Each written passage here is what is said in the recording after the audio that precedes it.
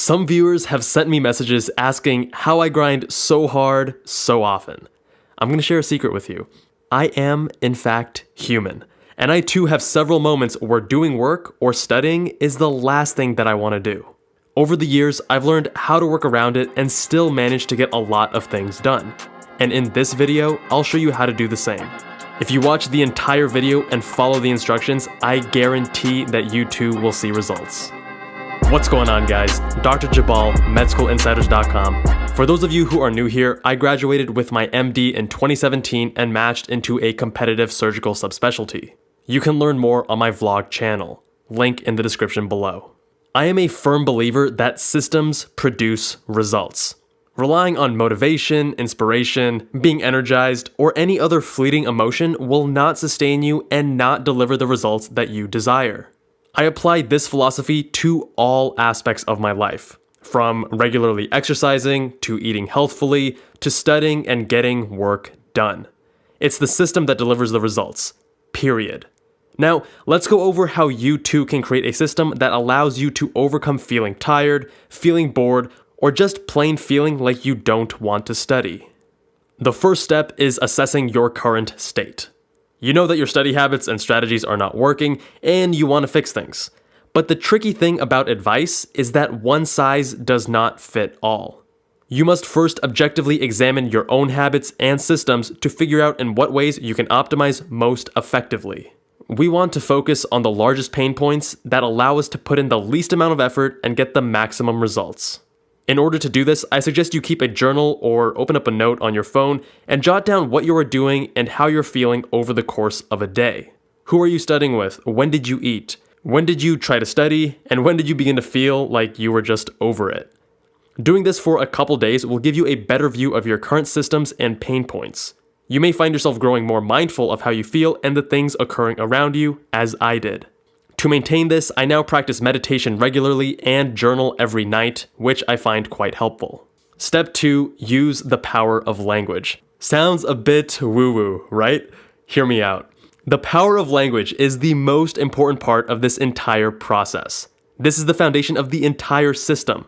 Our world is understood through language.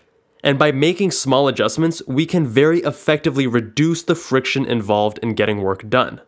Still not with me? Here are some ways that you can implement it. When I tell myself I don't feel like studying, I say out loud, "So what?" No, literally, I actually say "so what" out loud, which snaps me out of this limiting mindset. I am in control and my feelings are fleeting. So why would I follow them? The next time you don't feel like studying, say it out loud and then say, "So what?" Next, use the word "and" instead of "but" when facing your problems. Subtle, right? See it in action. When you say, "I have to study for my midterm, but I'm tired and I don't feel like studying," you're limiting your potential options of action. You're essentially telling yourself, well, I need to study, but I can't because I just don't feel like it. However, when you say, "I have to study for my midterm and I don't feel like studying," you have two separate phrases and the second one doesn't negate the first. You're now telling yourself two independent phrases that don't conflict with one another. I know this totally sounds way out there. As someone who is very scientifically minded, type A, and logical, this initially felt like some touchy-feely nonsense, but I assure you that this works. Try it out and see for yourself how effective it really is. Step 3, lower the activation energy. Dig back to your biology and chemistry classes. Do you remember how enzymes work? They facilitate a reaction by acting as a catalyst, meaning they lower the activation energy. The reaction we're trying to catalyze is getting you to study.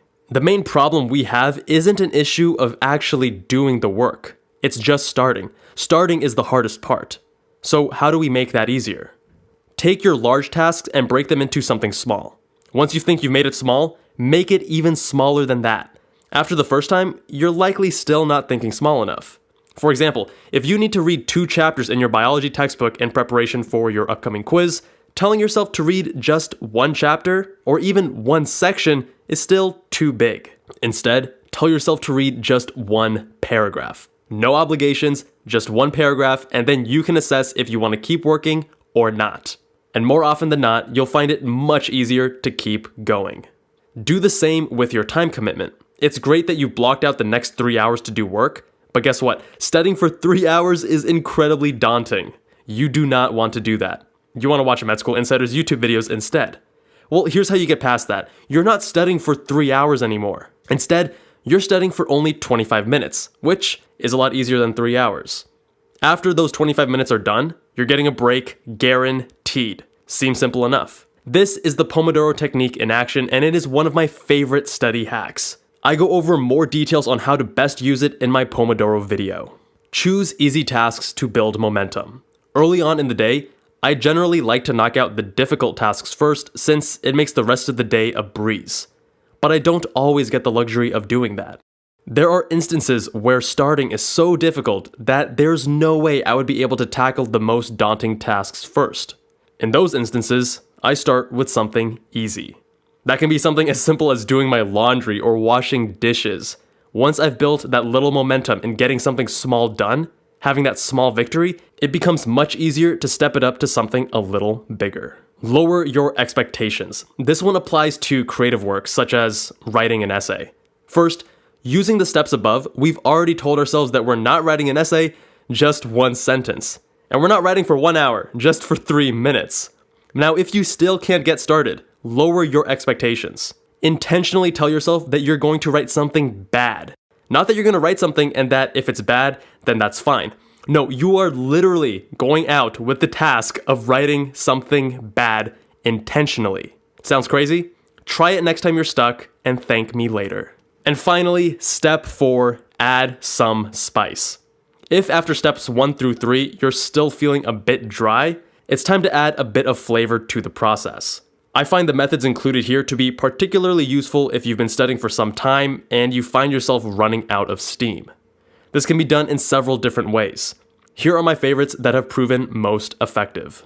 First, if you find yourself getting bored of looking at your physics textbook, change it up by either doing practice problems or studying for your English class instead. You can either vary the subject, such as going from physics to English, or vary the method of studying, such as reading to doing practice problems. One of my favorite ways to switch things up is by doing 1 or 2 Pomodoro cycles of Anki flashcards and then returning to my original work. It almost always makes me feel more refreshed. Incentivize yourself with rewards. So find something that you're looking forward to and tell yourself you'll be able to do it immediately after you finish your task. Let's say a new episode of Top Gear comes out, or maybe you're excited to go out with your friends on a Friday night. Tell yourself you'll be able to do exactly that as soon as you're done with your work. Watch yourself become much more efficient. Lastly, move. Moving has 2 benefits. First, physically moving your body around with walking or some light exercise is a highly effective way to reset and get into a better mindset, ready for work. Second, moving to a new location can provide enough of a novel stimulus to get you out of the rut and build momentum. By following this 4-step system, you'll be well equipped to get your studying and work done regardless of how you feel. Remember, emotions are fleeting, so don't give them too much weight. To really get the most out of this video and optimize your system, I recommend you watch 2 additional videos. First, 7 steps to cure procrastination, and second, superhuman efficiency and productivity. If you need additional help in honing your study strategies and performing optimally in your classes, visit medschoolinsiders.com. We've recently rolled out our tutoring services where you'll be mentored and taught one-on-one with one of our top doctor advisors. Thank you all so much for watching. Let me know in the comments how the system is working for you and if you have any additions to share with the rest of us. If you liked the video, make sure you press that like button, hit subscribe, and make sure you have the notification bell enabled so that you don't miss any new uploads. And I will see you guys in that next one.